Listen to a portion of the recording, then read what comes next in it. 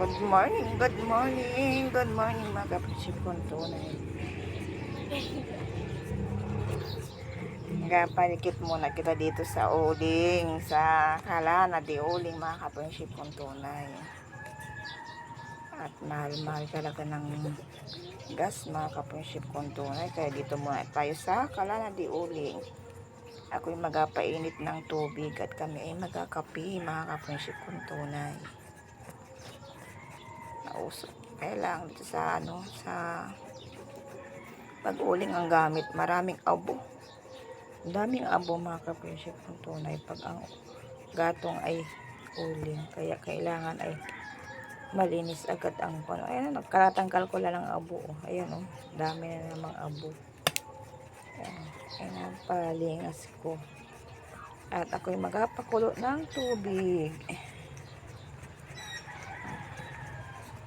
Napaypayan ko at para bumaga agad.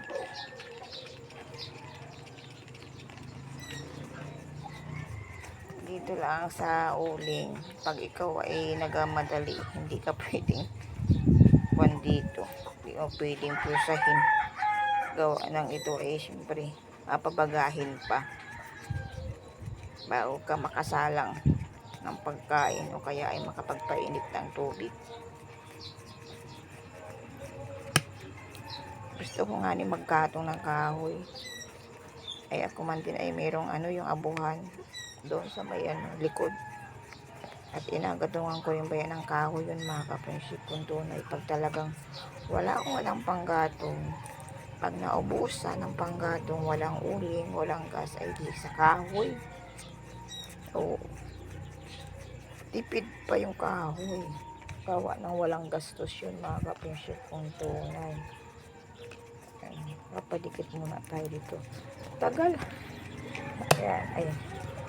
Yan, tuduhan natin ng paypay para bumaga na. Nilagyan ko ng bunot sa ilalim kaya mausok. Yun, pabagahin natin. Parang hindi nabaga, kaunti yata yung bunot kong nilagay sa ilalim.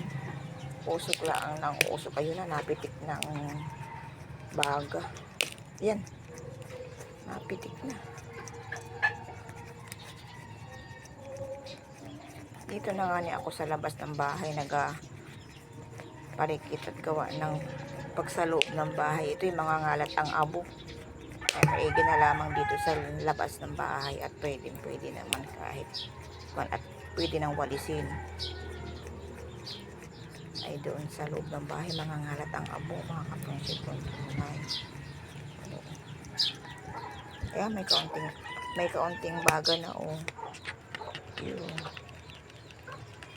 Tuloy-tuloy na yan. Akin na munang ilalagay itong